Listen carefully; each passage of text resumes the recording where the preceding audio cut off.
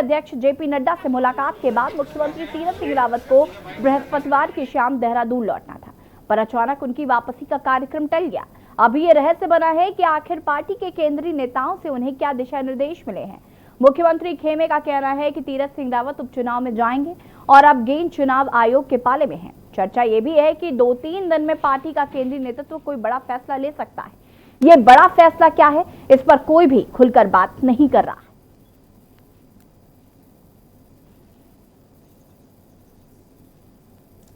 देहरादून से आपको एक खबर बता रहे, सीएम तीरथ सिंह रावत आज भी दिल्ली में रुकेंगे। आपको बता दें कि मुख्यमंत्री दिल्ली दौरे का आज तीसरा दिन है।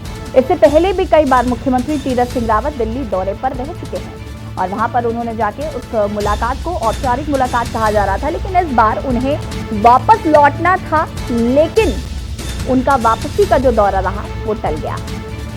3 दिन, आज तीसरा दिन है उनका दिल्ली में और पार्टी नेतृत्व के साथ एक और दौर की चर्चा हो सकती है। बुधवार को केंद्रीय गृह मंत्री जेपी नड्डा से सीएम की मुलाकात हुई थी। आपको बता दें कि 2022 विधानसभा चुनाव उपचुनाव को लेकर ये चर्चा हो रही है।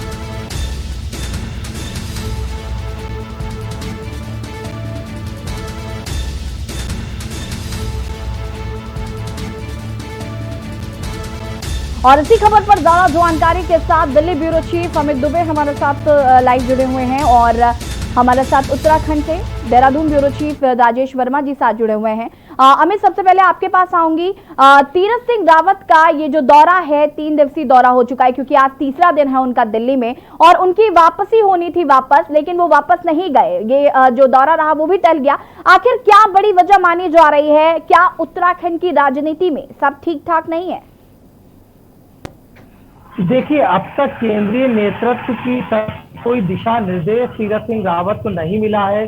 जो परसों रात में अगर हम बात करें, जो बैठक हुई थी रात में 12 बजे के लगभग, रात 12 बजे के लगभग बैठक हुई थी। 1 से 1.5 घंटे बैठक चली थी। अमित शाह के घर पे बैठक हुई थी। कुछ बीजेपी के राष्ट्रीय अध्यक्ष जेपी नड्डा भी मौजूद थे और ऐसे में फिर उसके बाद जो बैठक का दौर खत्म हुआ तो माना जा रहा था कि वो वापस जा सकते हैं, सारी चीजें हो गई हैं, लेकिन आला कमान उनसे दिल्ली में ही रुकने कहा। उसके बाद कल शाम को फिर एक बात गुहार उठी कि अब मुख्यमंत्री जो देहरादून वापस जा रहे हैं, लेकिन उसके बाद फिर उनका दौरा कैंसिल हो गया, क्योंकि अब तक किस तरह के इंस्ट्रक्शन जो उन्हें मिलने थे, खासतौर पे राष्ट्रीय अध्यक्ष की तरफ से या केंद्रीय नेतृत्व की तरफ से, वो नहीं मिले, जिस वजह से अब तक वो अपने कावेरी अपार्टमेंट में ही रुके हुए हैं। अमूमन जो है मुख्यमंत्री जो है वो उत्तराखंड सदन में जो सीएम आवास है उसमें रुकते हैं, लेकिन क्योंकि तीरथ सिंह रावत एक सांसद भी है और ऐसे में उनका आवास खुद कावेरी अपार्टमेंट में है, तो अपने आवास में ही रुके हुए हैं। कल भी उन्होंने किसी से मुलाकात नहीं की, यहाँ तक कि जो लोकल के तमाम नेता जो मिलने आते हैं लगातार, उनसे भी मुलाकात नहीं हुई, अधिकारियों से भी मुलाकात नहीं हुई। देहरादून से आए हुए कुछ अधिकारी जरूर है जो लगातार उनके आसपास रहते हैं और तमाम चीजों की जानकारी देते हैं। अब ऐसे में सबसे बड़ा सवाल ये है कि आखिरकार क्या सोचा जा रहा है, क्योंकि मार्च में जब शपथ ली थी उसके बाद 6 महीने के अंदर जो है मुख्यमंत्री को कहीं ना कहीं से विधायक बनना होता है। अब तक सांसद पद से भी तीरथ सिंह रावत ने इस्तीफा नहीं दिया है, तो ऐसे में अटकलों का बाजार जो है वो लगातार गर्म है। और खासतौर उत्तराखंड का अगर हम इतिहास देखें तो उत्तराखंड के इतिहास में एक खास बात है कि जब भी विधानसभा चुनाव का 1 साल होता है तो इस तरह उथल पुथल सामने आती है और इस तरह चीजें जो है वो क्रिएट होती है। क्या पिछली हमारी रावत की सरकार देखे या रिसेंटली जो बीजेपी की सरकार चल रही है या उससे पहले जो बीजेपी सरकार थी उसका देखें, तो लगातार उत्तराखंड में इस तरह चीजें जो है वो हमेशा निकल के आई है। और इस बार अब केंद्रीय नेतृत्व का इंतजार है कि आखिरकार क्या कुछ फैसला होता है, किस तरह तीरथ सिंह रावत चुनाव लड़ते हैं, या जो मार्च में चुनाव होना है उसका इंतजार किया जाता है, या सीएम पद का चेहरा बदलते हैं। कई सारे सवाल है, हालांकि सारे चीजों के सिर्फ प्रयास लगाए जा रहे हैं और जो हरी झंडी जिस तरह के दिशा निर्देश राष्ट्रीय अध्यक्ष की तरफ से मिलेंगे मुख्यमंत्री उसी का पालन करेंगे। और यही बड़ी वजह है कि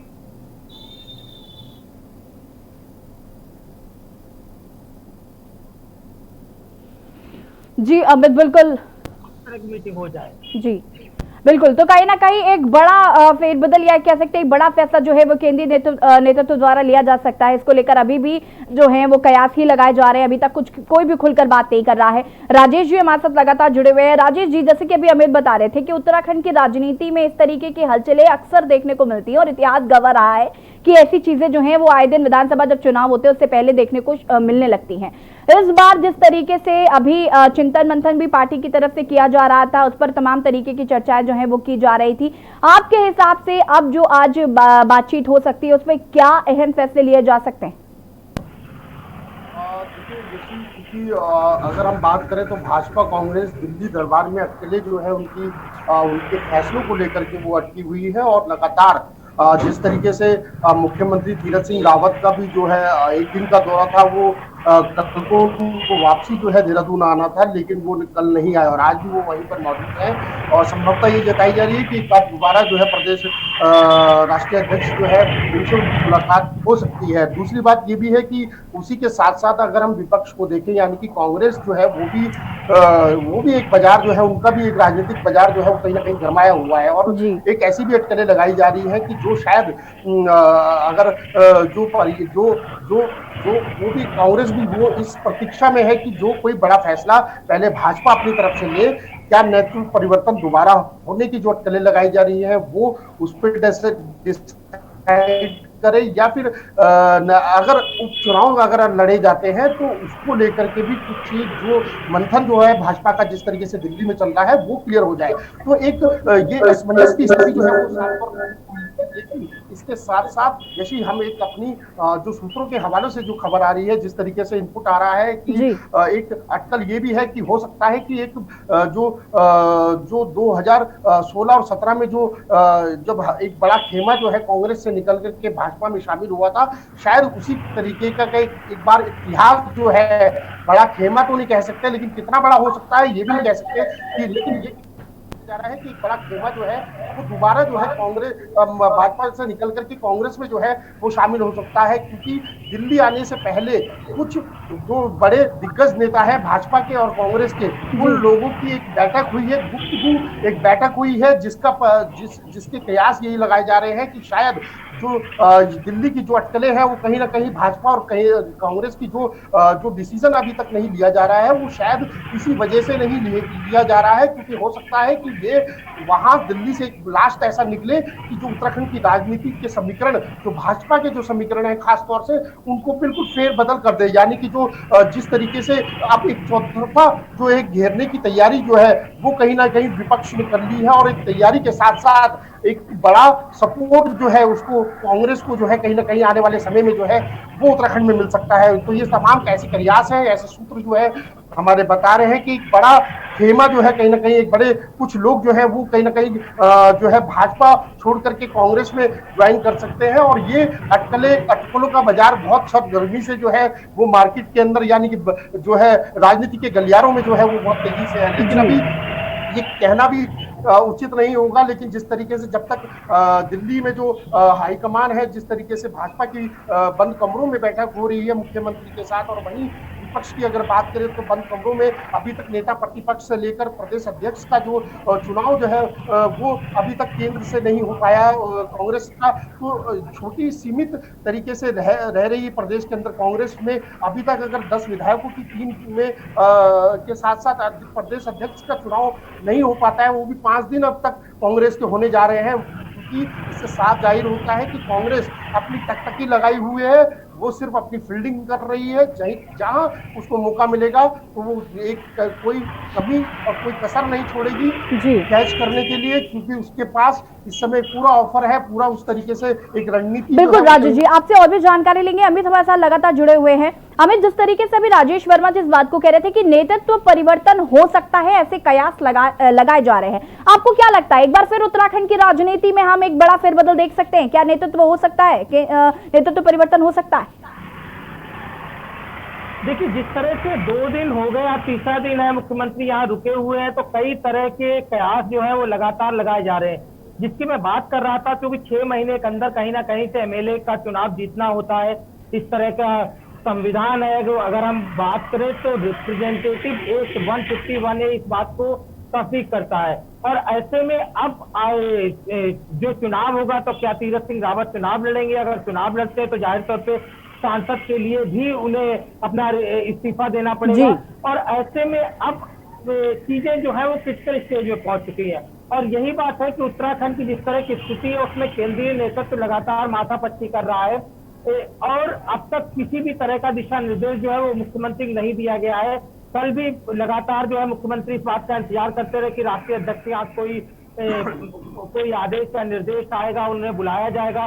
कल भी कोई आदेश नहीं है और आज भी अभी भी मुख्यमंत्री जो है वो कावेरी अपार्टमेंट में और इस बात का इंतजार कर रहे हैं कि आखिर किस तरह का दिशा निर्देश उन्हें दिया जाता है। दूसरी बड़ी चीज की कई चीजों की लॉबिंग, खासतौर पर अगर हम पर्यटन मंत्री सतपाल महाराज की बात करें तो वो भी दिल्ली में 2 दिन से जमे हुए हैं।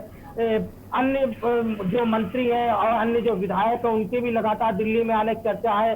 शायद ये भी कहा जा रहा है कि उन लोगों को भी बुलाया गया है कि राजकुमारी आमंत्रणा हो सकती है।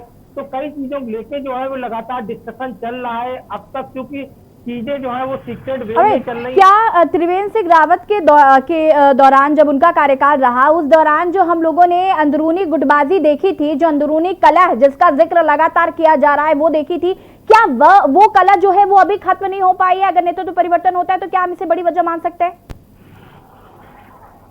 देखिए, बीजेपी में सबसे बड़ी बात यह है कि बीजेपी में जो अंतरकलह है वो अंदर ही रहती है, क्योंकि बीजेपी का केंद्रीय नेतृत्व इतना स्ट्रांग है, जब भी किसी तरह का आदेश या निर्देश दिया जाता है तो कोई भी उसे नजरअंदाज नहीं कर सकता। यही एक बड़ी बात है कि 2014 में नरेंद्र मोदी के आने के बाद बीजेपी में जो ये बड़ा परिवर्तन हुआ है और 4 साल से ज्यादा कार्यकाल पूरा करने के बाद त्रिवेंद्र सिंह रावत ने जिस तरह से इस्तीफा दिया और अपने इस्तीफे में ये कहा कि वजह क्या रही ये वो दिल्ली जाके पूछे, यानी दिल्ली का ही नेतृत्व तय करता है। तो इसमें कोई दो राय नहीं है। उत्तराखंड में चाहे कांग्रेस हो या बीजेपी हो, लगातार एक बड़ी गुटबाजी हमेशा देखने को मिलती है और यहाँ पे भी उस तरह की चीजें जरूर नजर आती है, भले ही पार्टी उसे जी बिल्कुल अमित। तो कहीं ना कहीं ये स्पष्ट हो गया है कि उत्तराखंड की राजनीति में अभी सब कुछ ठीक ठाक नहीं है। फिलहाल आपका बहुत बहुत शुक्रिया तमाम जानकारी देने के लिए। राजेश, आपका भी बहुत बहुत शुक्रिया तमाम जानकारी देने के लिए।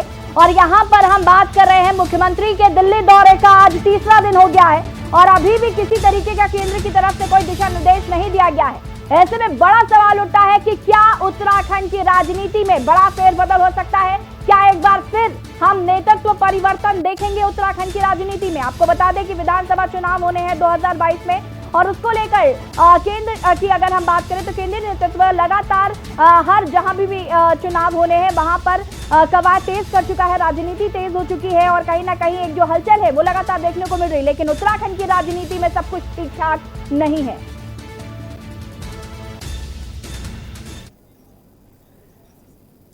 और अब आपको उत्तरकाशी से बड़ी खबर बता देते हैं, जहां पर पर्यटन विभाग के लिए अच्छी खबर।